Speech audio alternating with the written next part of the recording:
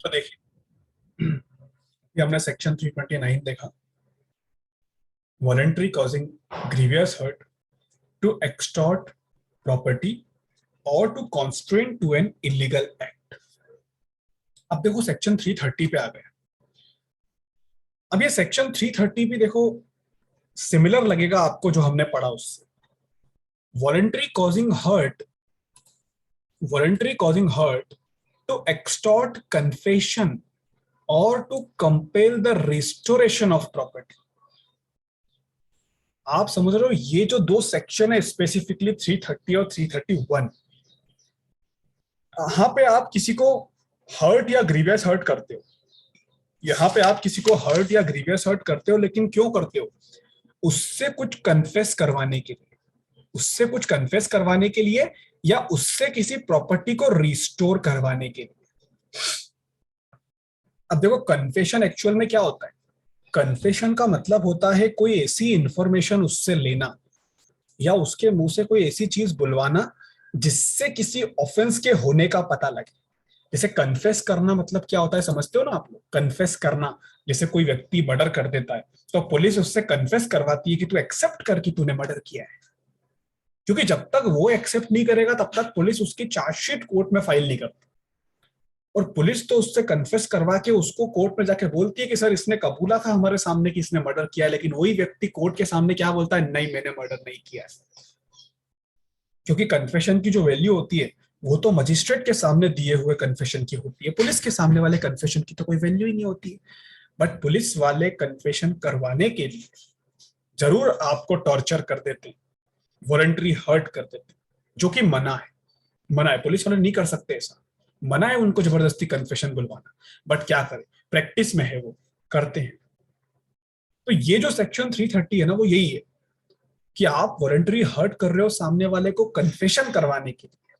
और दूसरी चीज, कोई ऐसी इंफॉर्मेशन उससे एक्सेप्ट करवाना चाहते हो जिससे कि किसी ऑफेंस के डिटेक्शन में हेल्प मिले या किसी ऑफेंस के होने का पता लगे, या आप उसको इसलिए हर्ट कर रहे हो ताकि वो आपको कोई प्रॉपर्टी रिस्टोर करके दे जो आपके क्लेम को, आपकी डिमांड को सेटिस्फाई करे। आप उससे कुछ डिमांड कर रहे हो, आप उससे कुछ क्लेम मांग रहे हो, आप उससे कोई प्रॉपर्टी मांग रहे हो और आप उसको हर्ट कर रहे हो कि वो आपको उस प्रॉपर्टी की लोकेशन बता दे जो आपको उससे चाहिए।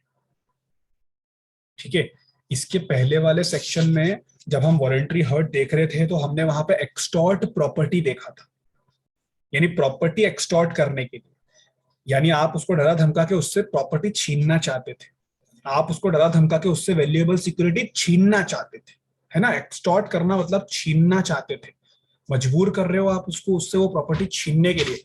बट इस सेक्शन में आप उसको मजबूर कर रहे हो कन्फेशन करने के लिए या इंफॉर्मेशन देने के लिए या रिस्टोरेशन ऑफ प्रॉपर्टी के लिए। रिस्टोरेशन का मतलब क्या होता है वो समझना।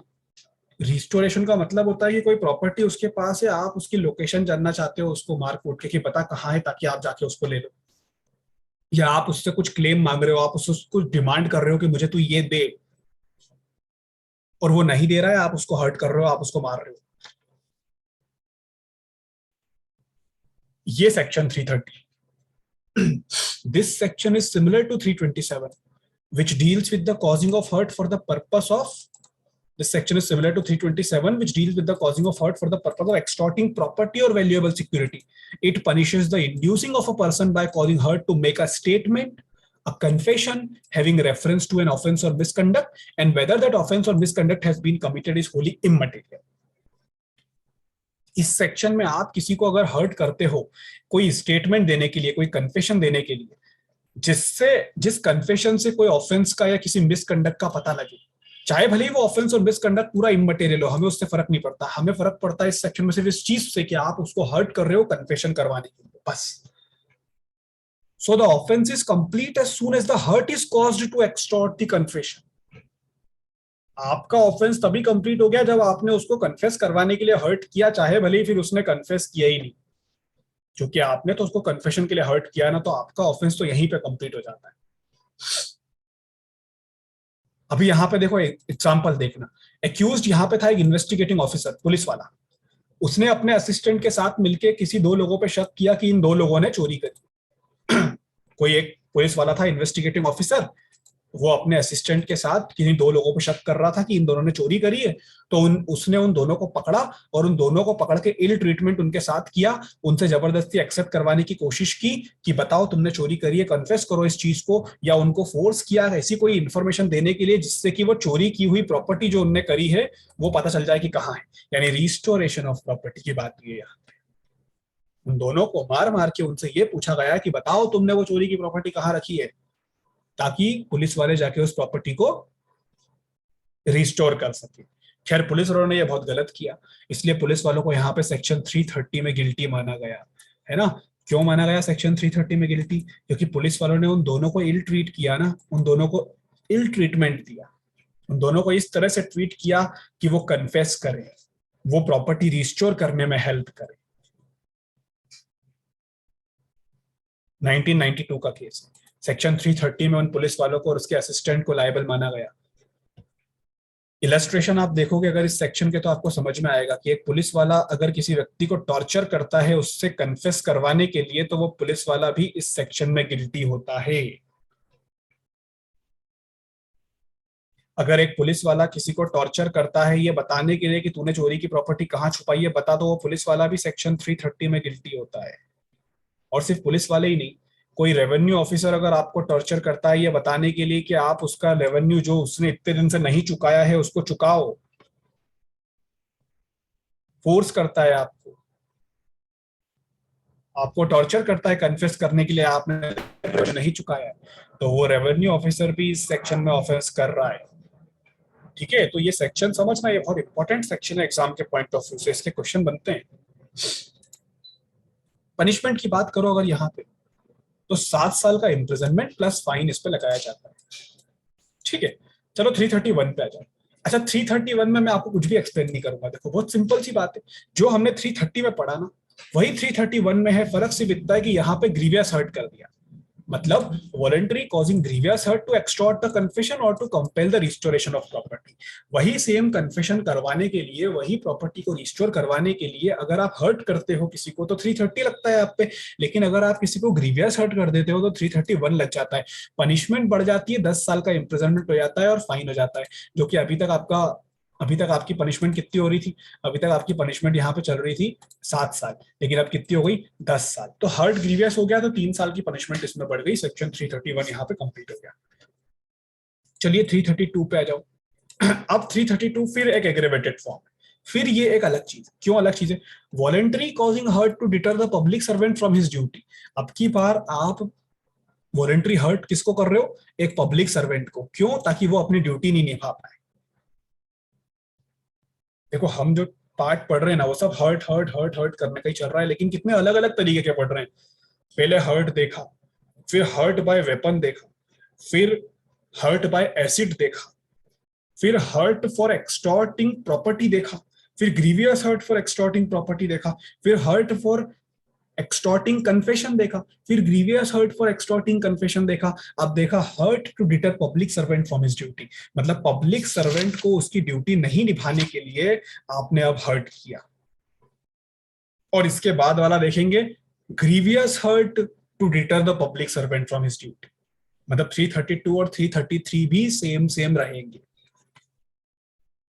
अच्छा इसके जैसा एक सेक्शन आपको 353 भी दिखाई देगा, अभी बाद में पढ़ेंगे हम। 353 भी एक सेक्शन आएगा, under it there is causing of hurt to the public servant, but under section 353 there is assault और criminal force for the same purpose. हमला करते हो आप सेक्शन 353 में एक पब्लिक सर्वेंट के ऊपर ताकि वो अपनी ड्यूटी नहीं निभा पाए। अच्छा हमला करना और हर्ट करना ये दो अलग चीज होती है, हमले की एक बात ही अलग होती है और हर्ट करने की एक बात अलग होती है। तो इस सेक्शन में 332 में हम पब्लिक सर्वेंट को हर्ट करते हैं ताकि वो अपनी ड्यूटी नहीं निभा पाए।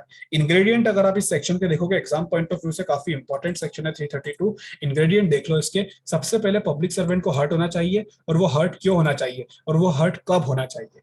While such public servant was acting in the discharge of his duty, जब वो अपनी ड्यूटी निभा रहा होगा ना तब आपने उसको ये हर्ट किया। दूसरी चीज, in order to prevent or deter him from discharging his duty as a public servant. या तो आपने उसको हर्ट तब किया जब वो अपनी ड्यूटी निभा रहा था, या फिर आपने उसको हर्ट इसलिए किया ताकि आप वो अपनी ड्यूटी नहीं निभा पाए, या फिर in consequence of having done or attempted to do anything the lawful discharge of duty such public servant. या फिर आप उसको हर्ट इसलिए कर रहे हो ताकि वो कोई ऐसी चीज ना करे कोई ऐसी चीज ना करे जो वो लॉफुली कर सकता हो, यानी लॉफुल डिस्चार्ज कर रहा है वो अपनी ड्यूटी का, तो वो आपकी प्रॉपर्टी को जब्त करने आया है। अब चूंकि वो तो लॉफुली आपकी प्रॉपर्टी को जब्त करने आया है, बट आपने उसको हर्ट कर दिया, तो भाई उसकी लॉफुल एक्ट पे अगर आप उसको हर्ट कर रहे हो, उसका तो काम है वो चीज करना, आप उसको हर्ट कर रहे हो, तो आप एक ऑफेंस कर रहे हो सेक्शन 332 का। इसमें आपको 3 सालों तक का इम्प्रिजनमेंट या फिर फाइन या फिर दोनों लगाए जा सकते हैं। देखो यहाँ पे ना सजा ऑप्शनल है, मतलब यहाँ पे सिर्फ फाइन से भी पनिश आपको किया जा सकता है। ठीक है, एक एग्जांपल देखो, इसका एक केस लो। Where a public servant was assaulted due to an earlier private quarrel. एक पब्लिक सर्वेंट पे आपने हमला कर दिया, बट हमले की वजह क्या थी? कि वो आपकी दुश्मनी उससे पहले से ही थी। यहाँ पे क्लियरली देखो मैंने लिख के रखा है, due to an earlier private quarrel. आपकी उस पब्लिक सर्वेंट से पहले से ही कोई दुश्मनी थी और आपने उस पर हमला कर दिया। The assault having no casual connection with the duty of the public servant. और ये जो आपने उस पर हमला किया ना, इस हमले का उसकी पब्लिक सर्वेंट की ड्यूटी से कोई कनेक्शन नहीं है।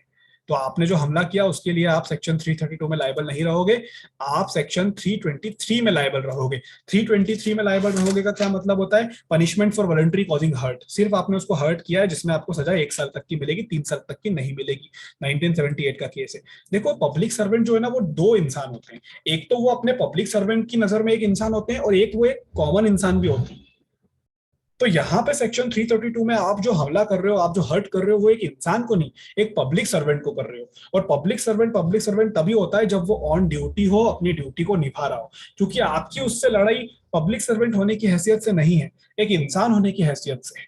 आपने उसको हर्ट पब्लिक सर्वेंट होने की हैसियत से नहीं किया, एक इंसान होने की हैसियत से किया है। इसलिए आपने जो हर्ट किया उसमें सेक्शन 332 नहीं लगेगा, 323 लगेगा।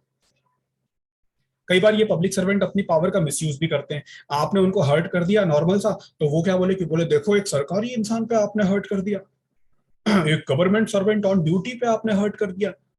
अरे तो गवर्नमेंट सर्वेंट ऑन ड्यूटी पे हर्ट करना ऑफेंस थोड़ी ना है। हाँ ऑफेंस तो होगा, ऐसा मत सोचना कि ऑफेंस नहीं है, ऑफेंस होगा, लेकिन वो ऑफेंस उस सरकारी चीज पे थोड़ी ना है, उस इंसान पे भी तो हो सकता है ना। तो यहाँ पे वही हुआ, उसका दुश्मनी उस पब्लिक सर्वेंट से था, ना कि उस पब्लिक सर्वेंट की ऑफिशियल ड्यूटी से, कोई कनेक्शन नहीं था इसका। इसलिए उसको 332 में लायबल नहीं माना सुप्रीम कोर्ट ने, उसको 323 में लायबल माना। ये छोटी छोटी चीजें होती है देखो, जो लॉ को बड़ा इंटरेस्टिंग बनाती है। देखो कैसे 3 सालों तक की सजा सीधे उसने कन्वर्ट करवा ली 1 ईयर में 323 में। और यहाँ पे अनलिमिटेड फाइन है 332 में, वहां पे तो फाइन की भी लिमिट है 1000 रुपीज। हो सकता है सिर्फ 1000 रुपीज का फाइन भर के वो छूट गया हो, सजा भी नहीं भुगतना पड़ी हो। तो ये चीज भी बहुत इंपॉर्टेंट होती है। चलिए अभी 323 पे आ जाओ, 333 पे। अभी 333 में भी मैं आपको कुछ एक्सप्लेन नहीं करूंगा, क्यों? क्योंकि 332 कर दिया, बस फर्क इतना सा है कि जो कंटेंट 332 में है वही 333 में है, सिर्फ और सिर्फ हर्ट जो है वो ग्रीवियस नेचर का होगा। मतलब यहाँ पे किसी पब्लिक सर्वेंट को आप उसकी ड्यूटी नहीं निभाने देने के एवज में उसको ग्रीवियस हर्ट कर रहे हो। So you can say that this is an aggravated form of the preceding section. The hurt caused under it must be grievous, and that is why the punishment is also grievous, and the punishment may extend to 10 years plus fine। 10 सालों का imprisonment साथ में fine. इसके पिछले section में तो optional था fine, 3 साल तक का इम्प्रिजनमेंट या फिर फाइन। इसमें तो 10 सालों तक का इम्प्रिजनमेंट और साथ में फाइन। अब याद करो कि अभी थोड़ी देर पहले हम जो सेक्शन पढ़ रहे थे उसमें हमने दो एक्सेप्शन देखे थे, except section 334 and section 335। Exception देखे थे, वो क्या थे एक्सेप्शन? वो एक्सेप्शन यही थे ना, voluntary causing hurt on provocation and voluntary causing grievous hurt on provocation. यानी आपने सामने वाले को हर्ट अगर उसके प्रोवोकेशन पे किया है तो 334 अप्लाई होगा। देखो यहाँ पे भी मैंने लिखा है, this section serve as a proviso to section 323 and 324। देखो एक चीज होती है, आप किसी को बेवजह मारोगे सजा ज्यादा मिलेगी, लेकिन आप किसी को सामने वाले के प्रोवोक करने पे मारोगे सजा कम मिलेगी। और ये प्रोवोकेशन का सबसे पहला एक्सेप्शन हमने देखना कहां पे शुरू किया? सेक्शन 300 में, जब हम मर्डर की बात कर रहे थे उसमें आया था एक एक्सेप्शन जिसका नाम था ग्रेव एंड सडन प्रोवोकेशन। तो ये सेक्शन भी कहीं ना कहीं उससे रिलेटेड। इसमें लिखा है whoever voluntarily causes hurt on grave and sudden provocation if he neither intends nor knows himself to be likely to cause hurt to any person other than the person who gave the provocation. आपका intention नहीं था उसको मारने का, आपका intention नहीं था उसको हर्ट करने का, चूंकि उसने आपको ग्रेव और सडन प्रोवोकेशन दिया, उसने आपको उकसाया, इसलिए आपने उसको हर्ट किया। तो ठीक है भाई, आपको सजा कम देंगे हम। यहाँ पे आपकी सजा सिर्फ 1 महीने तक की हो सकती है, फाइन सिर्फ 500 रुपए तक का हो सकता है, और अगर आपने कुछ ज्यादा ही हर्ट कर दिया तो दोनों भी हो सकते हैं। अगर आप नॉर्मली किसी को हर्ट करते तो 1 साल की सजा थी, लेकिन अगर आप ग्रेव एंड सडन प्रोवोकेशन पे कर रहे हो तो सिर्फ 1 महीने की सजा है। वहीं सेक्शन 335 को देखोगे आप, तो this section serve as a provision to section 325 and 326। क्यों? क्योंकि 325 और 326 में ग्रीवियस हर्ट करने की बात होती है। तो अगर आप वो grievous hurt grave and sudden provocation पे करते हो तो जो आपकी पनिशमेंट है वो 4 साल तक की हो सकती है, फाइन जो है वो 2000 रुपए तक का हो सकता है, और दोनों भी हो सकते हैं। मतलब 4 साल तक की सजा, या सिर्फ 2000 रुपए तक का फाइन, या फिर दोनों। अब आप समझो इसमें कि अगर 325 को अगर हम देखें, किसी को ग्रीवियस हर्ट करने की सजा देखें तो 7 साल की सजा थी, और 326 को देखें, किसी को grievous hurt by dangerous weapon, अच्छा इसमें से एक नॉर्मल हर्ट करने का है और एक ग्रीवियस हर्ट वेपन से करने का है। इसमें भी एक ग्रीवियस हर्ट नॉर्मली और एक वेपन के साथ, दोनों के एक्सेप्शन है। तो अगर आप किसी को ग्रीवियस हर्ट वेपन से करते हो तो उस केस में तो आपको लाइफ इंप्रिजनमेंट मिल रहा था। तो सोचो कि अगर प्रोवोकेशन पे करोगे तो सीधे सीधे लाइफ इंप्रिजनमेंट जो है वो 4 साल तक की सजा पे कन्वर्ट हो जाएगा। ठीक है, तो ये 335 और 334 के एक्सेप्शन का कमाल है। ठीक है, अब इसके आगे के सेक्शन तो हम कल से ही पढ़ना शुरू करेंगे। इसके आगे के कुछ 3 सेक्शन बचे हैं, तो ये हर्ट वाला पोर्शन खत्म हो जाएगा, और ये 3 बचे हुए भी बहुत इंपॉर्टेंट है। कभी भी हम किसी को गाड़ी से ठोकते हैं, हमारी गाड़ी से किसी को चोट पहुंचाते हैं, एक्सीडेंट करते हैं, तो ये जो आगे आने वाले 2 सेक्शन है ये लग जाते हैं, 337, 338। और एक लगा था गाड़ी तेज चलाने के लिए रश और नेग्लिजेंट काम करने के लिए 279। ठीक है, जो हमने पहले पढ़ा था, और उसके साथ 2 और लगते हैं जो अभी कल पढ़ेंगे। ठीक है, तो अभी कल मिलते हैं, उसके आगे हम इसको पढ़ते हैं। आज आप लोगों का टेस्ट